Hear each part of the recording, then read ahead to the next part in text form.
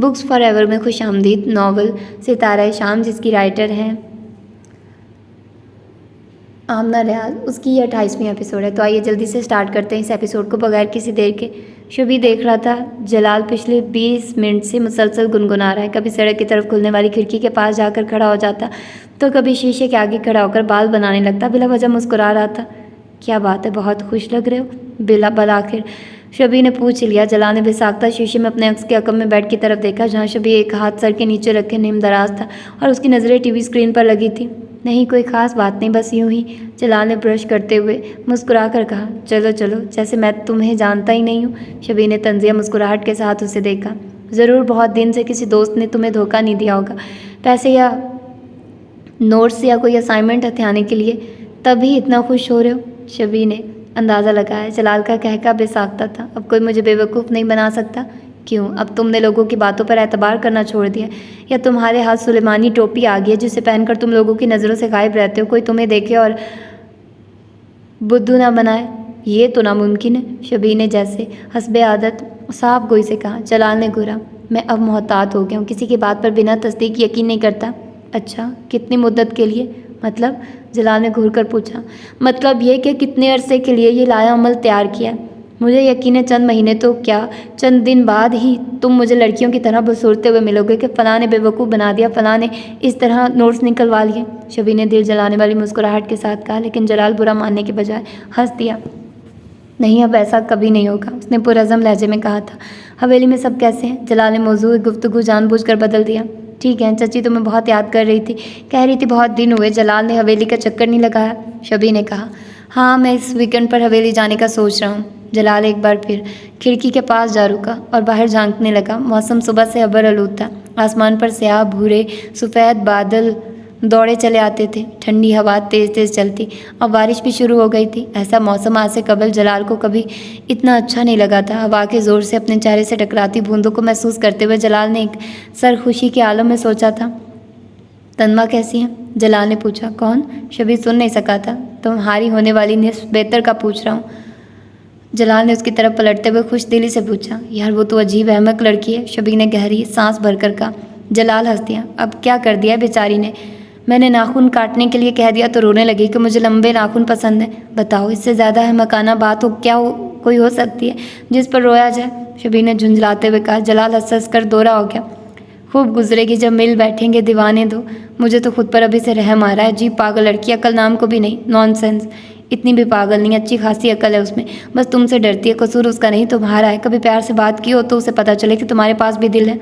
मुझे क्या ज़रूरत है उसे बताने की? शबी ने चिढ़ कर कहा। और प्यार से कैसे बात की जाती है? मैं प्यार से बात नहीं करता, मुझे तो ऐसे ही बात करना आती है। ऐसे पत्थर मारने वाले अंदाज में, जलाल ने चिढ़ाने वाले अंदाज में कहा। और शबी चिढ़ भी गया। हाँ, ऐसे ही। तुम नहीं सुधर सकते, जलाल ने हार मानते हुए कहा। मौसम बड़ा खुशगवार है, वॉक के लिए चलते हैं। हरगिज़ नहीं, मुझे कोई शौक़ नहीं इस गंदे मौसम में बाहर निकलने का। यार शबी बेचारी तन्मा की तो सचमुच किस्मत फूट गई। तेरे अंदर तो कोई लतीफ़ हिस्स है ही नहीं, जलाल ने बेजारी से कहा और दरवाजे की तरफ बढ़ गया। मावा ने दरवाज़ा खोलकर बाहर झांका। मौसम खुशगवार था। कुछ देर पहले खूब बारिश बरसी थी, अब किनमिन बाकी थी। धूप नदारद, आसमान पर बादलों के घौल उतरे हुए थे। हवा सरमस्त थी। मावा ने चंद लम्हे सोचा, फिर लकड़ी के छोटे से खूबसूरत फाटक को धकेलकर बाहर निकल आए। सड़क सीधी और बारिश की रवानी से नम थी। बंगलों के बाहर लटकती बेलों के पत्ते भीग कर गहरे हरे मालूम हो रहे थे और उन पर स्याह परों वाली नन्ही मुन्नी चिड़ियाँ फुदक रही थी। वो यूं ही बेसबब चहलकदमी करती आगे निकल आई। जहन मुस्तकिल फिजान मामा और इनिया की तरफ लगा हुआ था। समझ में नहीं आ रहा था फिजान मामा को किस तरह उनके इरादे से बाज रखे। इनिया बिलाशुबा एक बेहतरीन लड़की थी, मामा की ज़िंदगी में खुशियाँ लाने का सबब बनती, और फिजान मामा थे कि घर आई नेमत को ठुकरा रहे थे। ये किस कदर कम अक्ली का फैसला था, मगर कोई उन्हें कैसे समझाता। ऐसे ही चलते और इस किनमिन में भीगते हुए उसे बंगले के बाहर बड़े खूबसूरत सफ़ेद और जर्द रंग के फूल लगे दिखाई दिए। मावा के कदम पे साख्ता रुक गया। उसने इधर उधर देखा, चौकीदार तो दिखाई नहीं दे रहा था। मावा ने ज़रा सा आगे होकर फूल तोड़ना चाहे, लेकिन दीवार से लिपटी बेल गो के नीचे झुक आई थी, मगर फूल ऊपर शाख पर थे। बड़ी तगोदों के बाद भी उसका हाथ फूलों के गुच्छे तक ना पहुंच सका। तब वो मायूस होकर पलटने लगी, लेकिन पलटते ही बुरी तरह सटपटाई। उसे चंद कदम के फासले पर जलाल खड़ा था और बेहद दिलचस्पी से उसे देख रहा था। मावा के चेहरे पर खफ़त के रंग थे, लेकिन अगले ही लम्हे वो खिलखिला कर हंस दी। शुक्र है ये तुम हो। मैं समझी मैं फूल चोरी करने की कोशिश करते हुए पकड़ी गई हूँ। और अब पिटाई होगी। उसके अंदाज में शर्मसारी भी थी, शरारत भी। वैसे फूल अच्छे हैं ना?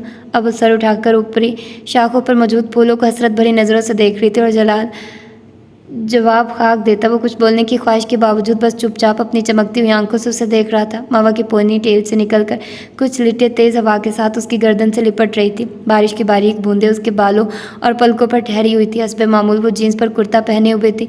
उसका कुर्ता गहरे नीले रंग का था या स्याह रंग का, जलाल फैसला न कर सका।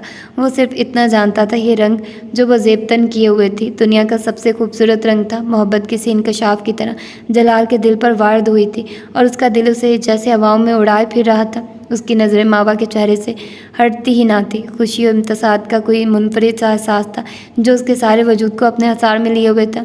वहाँ जलाल की नज़रें ठटकी मावा की उठी हुई गर्दन पर। हंसली की हड्डी से ज़रा ऊपर एक गहरा सा तिल था। जलाल के दिल में आन के ख्याल ने जन्म लिया। इससे कबल को इस ख्याल से हड़बड़ाकर अपनी नज़रों का जाविया बदलता। मावा ने उसकी तवील खामोशी पर गर्दन मोड़कर उसे देखा। जलाल की नज़रों में कुछ ऐसा था जिसने लाजा भर के लिए मावा को चौंका दिया। क्या बात है, ऐसे क्यों देख रहे हो? उसकी पेशानी पर एक उलझन अमेज सलवट पैदार हो चुकी थी। नहीं नहीं नहीं, कुछ नहीं, बस यूं ही, उसने जल्दी से कहा। मेरी इतनी देर से खामोश खड़े मेरी शक्ल क्यों देख रहे हो? इतना लंबा कद है तुम्हारा, क्या फ़ायदा ऐसे कद का? ये नहीं कि 2-4 फूल ही तोड़ दो। पता है मैं तुम्हारी जितनी लंबी होती तो सबको फूल तोड़ कर देती। आखिर में राजदारी से बताया गया। जलाल के लबों पर मुस्कुराहट फैल गई और ये पहली बार था कि मावा को किसी बात पर सटपटाने के बजाय वो मुस्कुरा रहा था। भाई जब सारी ज़िंदगी साथ ही बिताना था तो कितनी देर तक सटपटाया जा सकता है, वो सोच रहा था। अगला एक भी पल ज़ाया किए बिना वो आगे बढ़ा और सबसे ऊपरी शाख पर लटक रहे फूलों के गुच्छों में से 2 फूल तोड़कर मावा को पकड़ा दिए। Thank you. मावा ने खुश होकर फूलों को देखा, उन्हें नाक के पास ले जाकर सूंघा। मदम सी खुशबू बड़ी दिल फरेब थी। फिर उसकी तरफ देखकर अपने मखसूस पे तकल्लुफ़ अंदाज में पूछने लगी, तुम अकेले अकेले घूम रहे हो? दोबारा तुम्हारा सड़ियल भाई भी दिखाई नहीं दिया? वो आराम कर रहा, उसे बारिश से चिढ़ है, जलाल ने संजीदगी और सादगी से बताया। उसे अब मावा की कोई बात बुरी न लग रही थी। और तुम्हें? मुझे तो बारिश बहुत पसंद है। मुझे भी, वो चहकी। आओ ज़रा वहाँ तक वॉक करते हैं, मैंने मम्मी से कहा था मेरे साथ आएँ, लेकिन तुम्हारे भाई की तरह उन्हें भी बारिश पसंद नहीं है। उसने नाक चढ़ाकर कहा। आपको फूल पसंद है? जलाल ने उसे फूलों को सूंघते देखकर मुस्कुराते हुए पूछा। हाँ। मावा ने चेहरे पर झूलती लट को कान के पीछे अरसा। और बारिश? जलाल ने मज़ीद पूछा। अरे बारिश तो बहुत ही पसंद है, मावा ने खिलखिलाकर कहा।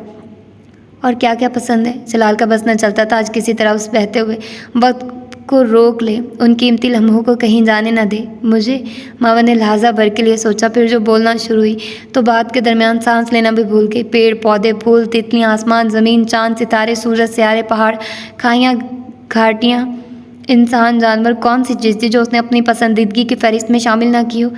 जलाल ने उसका हर लफ्ज़ अपने दिल पर तहरीर किया। कुछ ऐसा भी है जो आपको नापसंद हो? उसने मुस्कुराकर पूछा। मावा सवाल सुनकर सोच में पड़ गई, फिर ज़ोर से हंस दी। मुझे कुछ बुरा नहीं लगता जलाल, ज़िंदगी इतनी खूबसूरत चीज़ है, इसमें क्या मामूली चीज़ों के लिए नापसंदीदगी का इजहार करना। मैं तो कहती हूँ हर चीज़ से मोहब्बत करो, हर इंसान से इश्क करो। हाँ, लेकिन मुझे वो लोग बहुत बुरे लगते हैं जो दूसरों को अपने मामूली फ़ायदों के लिए बेवकूफ़ बनाते हैं। पता नहीं लोग इतने खुदगर्ज कैसे हो जाते हैं। जलाल के साथ छोटे छोटे कदम उठाती वो कह रही थी। मावा को सुनना जलाल को अच्छा लग रहा था। तभी बारिश तेज़ हो गई। वो दोनों भागते हुए एक करीबी बंगले के बाहर लगे शेड के नीचे आ रुके। बादल हौले हौले गरज रहे थे, कभी कभी बिजली भी कड़कती। हाँ, लेकिन बारिश तेज़ थी। तुमने अपने बारे में तो कुछ बताया ही नहीं जलाल, मावा ने बाजू फैलाकर हथेली पर बारिश के मोती जमा करते हुए पूछा कि तुम्हें क्या पसंद है, क्या नापसंद है। उसने फिर पूछा। जलाल का दिल चाहा बिना झिझके कह दे मुझे तुम पसंद हो, मगर पता नहीं क्यों वो कह ना सका। लेकिन उस रोज़ उन दोनों ने बारिश में भीगते हुए कभी चलते कभी रुकते हुए बहुत सी बातें की, क्योंकि जलाल ज़्यादातर खामोश ही रहा। लेकिन जब वो दोनों वापसी के लिए पलटे तो जलाल का दिल खुशगवारियत के बेपनाह एहसास से भर चुका था। मावा ने लकड़ी के दरवाजे पर हाथ रखकर पलट कर उसे देखा। रुक क्यों गया? अंदर आओ ना, मम्मी से नहीं मिलोगे? बारिश कब की थम चुकी थी। बादलों की झरी से सूरज झांक रहा था और तेज़ जर्द किरणों ने मावा के वजूद को सुनहरी कर दिया था। जलाल ने आहिस्ती से नफ़ी में सर हिला दिया। आज नहीं, फिर कभी। मावा पुरखुलूस अंदाज में मुस्कुरा दी। ठीक है, जैसे तुम्हारी मर्जी। बाय द वे, तुमसे बातें करके अच्छा लगा। यू आर सचमुच अ नाइस मैन। उसने अलविदाई मुस्कुराहट उछाली और अंदर की तरफ पलट के, लेकिन छोटी सी रविश सीढ़ियाँ और फिर मुख्तसिर से बरामदे को अबूर करके दरवाजे के पीछे गायब होते हुए मावा के वहमो गुमान में भी नहीं था कि कोई सादा दिल और मासूम सा इंसान अपने दिल में उसके लिए बहुत ख़ास जज्बात लिए और आंखों में मोहब्बत का जहान आबाद किए उसे देख रहा है। जलाल ने दरवाज़ा बंद होते देखकर सर उठाकर आसमान की तरफ देखा। गहरे बादल छट रहे थे और सूरज झांकने लगा था, लेकिन अभी भी कहीं कहीं से पानी झड़ रहा था। उसने बारीक बूंदों को अपने चेहरे पर बरसने दिया, फिर ज़ोर से सर झटका और एक सरखुशी के आलम में चल दिया। मावा, तुम कहाँ रह गई थी? मैं कब से राह देख रही हूँ तुम्हारी। समीना खिड़की के करीब आराम कुर्सी पर बैठी कोई किताब पढ़ रही थी। मावा को अंदर दाखिल होते देखकर उन्होंने किताब से नजरें हटाकर उसे देखते हुए पूछा था। खिड़की के पर्दे हटे हुए थे, आसमान पर फैलो बादलों और उन बादलों से झांकती किरणों की वजह से कमरे में नीम तारीखी फैली हुई थी। मैं तो बारिश देखने गई थी, लेकिन जलाल के साथ बातें करते हुए वक्त गुजरने का पता ही नहीं चला। वो झुककर अपने कुर्ते का दामन झाड़ रही थी जिस पर कीचड़ लगी हुई थी। तुम जलाल के साथ थी? समीना ने बुरी तरह चौंक कर उसे देखा। मावा का रुख दूसरी तरफ था। वो समीना का चौंकना महसूस नहीं कर सकी। जी, उसी के साथ थी। बाहर रास्ते में मिल गया था। वैसे मम्मी, वो बुद्धू नज़र आता है, लेकिन बातें अच्छी करता है। वो मुतबस्सम लहजे में लेकिन मुतासिर कुन अंदाज में कह रही थी। हाँ, बातें तो अच्छी करता है जलाल। समीना ने वापस किताब की तरफ मुतवज्जे होते हुए बेतासुर लहजे में कहा था। अच्छा, मैं ज़रा चेंज कर लूँ। फैज़ी मामा सो तो नहीं रहे? मावा को एकदम ख्याल आया था। पता नहीं, बड़ी देर से अपने कमरे में है। सुनो मावा, तुम्हें जलाल कैसा लगता है? एकदम समीना ने सरसरी लहजे में पूछा। मावा हैरान होकर उन्हें देखने लगी। ये कैसा सवाल है? आई मीन, अच्छा है तो अच्छा ही लगेगा, लेकिन बौंगा बहुत है। यानी उसका चेहरा देखकर ही पता चल जाता है कि उसे बेवकूफ़ बनाया जा सकता है। लेकिन आप क्यों पूछ रही हैं मम्मी? वो उलझन भरे लहजे में पूछ रही थी। नहीं, कोई ख़ास वजह नहीं। समीना ने हंसकर टाला। मैं तो बस यूँ ही पूछ रही लिया था। सुनो, तुम कॉफ़ी पियोगी? आप रहने दे, मैं चेंज कर लूँ फिर बनाती हूँ। मावा उनके जवाब से फौरी तौर पर मुतमईन नहीं हुई थी, लेकिन नफ़ी में सर हिलाते हुए उसने कहा। फिर अपने और मम्मी के मुश्तरका कमरे की तरफ बढ़ गई। समीना मुतमईन अंदाज में कुर्सी झलाते हुए किताब पढ़ने लगी। खिड़की से बाहर बादल एक बार फिर गहरे होने लगे थे। बंद शीशे के बावजूद बादलों की गरज चमक सुनाई दे रही थी। शीशे पर चंद बूंदें भी तवातुर से गिरकर लकीरें बनाती गायब हो रही थी। बुशरा ने अपनी बड़ी बेटी को सुर्ख रंग का खूबसूरत सा फ्रॉक पहनाकर उसके बालों की छोटी सी पोनी बनाई। गुड़िया सी बच्ची एकदम बड़ी प्यारी लगने लगी थी। बुशरा ने बेख्तियार उसकी पेशानी पर बोसा दिया और कान के पीछे नज़र का मुन्ना सा टीका भी लगा दिया। उस काम से फारिग होकर वो बच्ची को गोद में लेकर बैठ गई और उसकी छोटी छोटी मासूमाना शरारतों पर हंसने लगी, लेकिन उसका ध्यान मुस्तकिल बाहर की तरफ लगा हुआ था। दीन मोहम्मद ने वादा किया था वो बड़ी बेटी को अपने साथ खेतों की सैर करवाने ले जाएगा, लेकिन अभी तक उसने ऐसा कोई अंदिया नहीं दिया था। वो जब से आया था जन्नत से बातें करने में मसरूफ़ था। उसने गर्दन मोड़कर अपनी छोटी बेटी की तरफ देखा जो कम्बल में लिपटी सो रही थी। ये बच्ची बुशरा के यहाँ चंद रोज़ कबल ही पैदा हुई थी, जबकि गोद में बैठी हुई बच्ची की उम्र बमुश्किल 10 माह थी। दीन मोहम्मद के हाथों पिटने और अपना पहला बच्चा ज़ाया हो जाने के बाद बुशरा के दिल में जन्नत के लिए नफ़रत 100 गुना नहीं बल्कि 400 गुना बढ़ गई थी। उसने पहले से भी ज़्यादा इस्तक़लाल से जन्नत की जड़ें काटने की कोशिश शुरू कर दी थी, मगर वो ये नहीं जानती थी कि किसी इंसान की जड़ें काटना और खेतों में गंदम की बालियाँ काटना यकसर मुख्तलिफ काम है। वो जितनी मेहनत से जन्नत को दीन मोहम्मद की नज़रों में गिराने की कोशिश करती, जन्नत उतनी ही होशियारी से उसका पैंतरा उस पर उल्टा देती। अब तो बुशरा लाशौरी तौर पर जन्नत से खौफ खाने लगी थी। वो कब क्या कर दे समझना आसान हरगिज़ ना था। फिर आगे पीछे की 2 बेटियों ने उसकी गोद में आकर उसकी कदर और भी घटा दी थी। दीन मोहम्मद उससे बेटे की तवक्को रखता था, तभी बेटियों से उसे कुछ ख़ास लगाव महसूस ना होता था। उसे जन्नत के चाव लाड उठाने से फुर्सत ना थी कि दूसरी बेटियों पर ध्यान देता, और यही बात दिन ब दिन बुशरा को मज़ीद फ़िक्र में मुब्तला कर रही थी। वो बहाने बहाने से दीन मोहम्मद को अपनी बेटियों का एहसास दिलाने की कोशिश करती। दीन मोहम्मद बज़ाहिर बच्चियों की परवाह भी करता, लेकिन जहाँ जन्नत आ जाती उसे कुछ और दिखाई ही ना देता था। कुल मिलाकर कोई और एक भी बात ऐसी ना थी जिससे बुशरा को खुशी नसीब हो। दीन मोहम्मद कमरे में दाखिल हुआ और आकर पलंग पर दूसरी तरफ लेट गया। क्यों जी, बिटिया को सैर के लिए नहीं ले जाएंगे? बुशरा ने उसे तसाहुल से लेटते देखकर जल्दी से पूछा।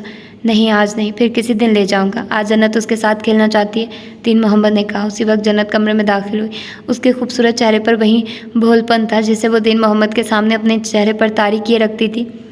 इसे जन्नत को दे दो, दीन मोहम्मद ने बुशरा से कहा। लेकिन बुशरा ने कुछ कहना चाहा, लेकिन इससे पहले ही जन्नत बिटिया को उसकी गोद से लेकर जा चुकी थी। बुशरा झाग की तरह बैठी रह गई।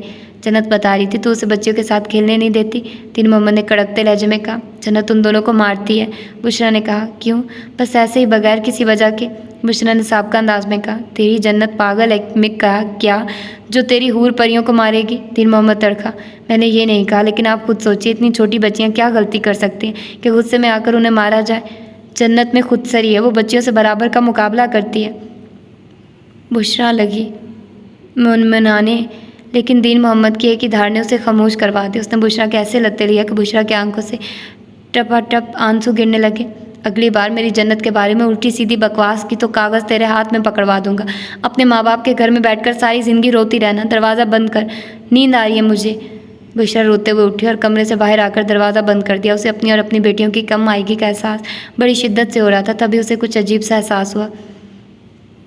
तनवीमी अमल के तहत चलती वो रसोई तक आ गई। उसकी छठी एज जैसे उसे इशारा दे रही थी। रसोई तक आती उसके लबों से चीख निकल गई। उसकी नन्ही सी गुड़िया चूल्हे के करीब बैठी थी और लपक लपक कर आग की तरफ जा रही थी। बुशरा ने वहशत ज़दा होकर गोद में उठा लिया और शिद्दत से चूमने लगी। आज ये चूल्हे के बाहर मिली है, अगली बार अब्बा से मेरी शिकायत लगाई तो चूल्हे के अंदर पड़ी मिलेगी।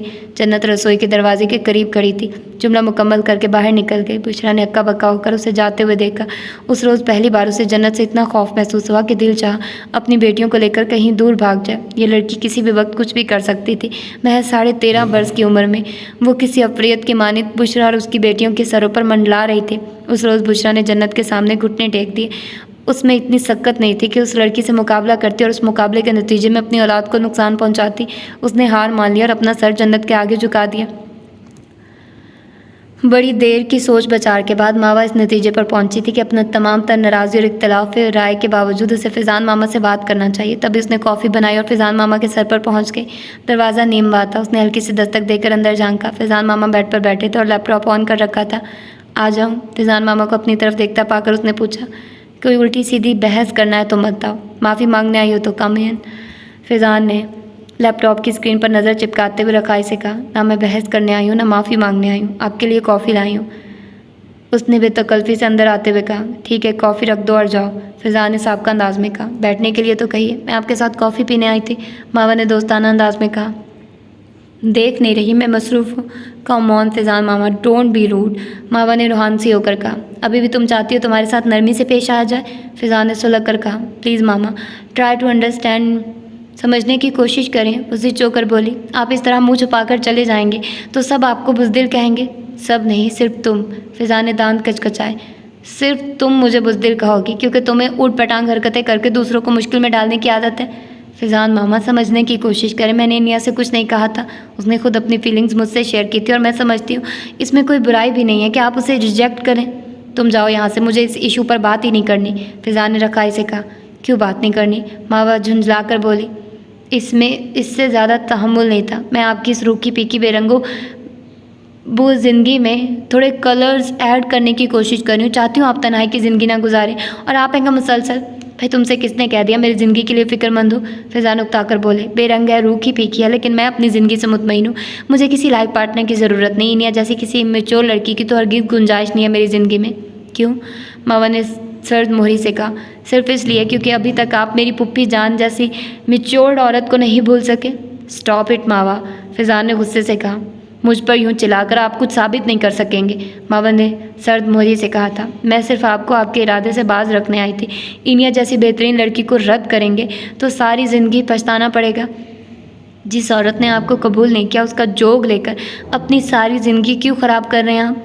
फ़िज़ान का हाथ उठा और मावा के चेहरे पर ज़ोरदार तमाचे का निशान छोड़ गया। मावा की आवाज़ यूँ बंद हो गई थी जैसे टेप रिकॉर्डर का बटन किसी ने बंद कर दिया।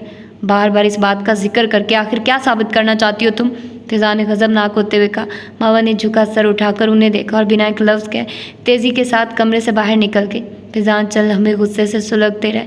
फिर उन्होंने अपना सर हाथों में गिरा लिया। एक और पछतावा उनके दामन से लिपट गया था। तो ये थी उसकी आज की एपिसोड। मिलते हैं इसकी अगली एपिसोड में। अपना ढेर सारा ख्याल रखिएगा। अल्लाह हाफिज़।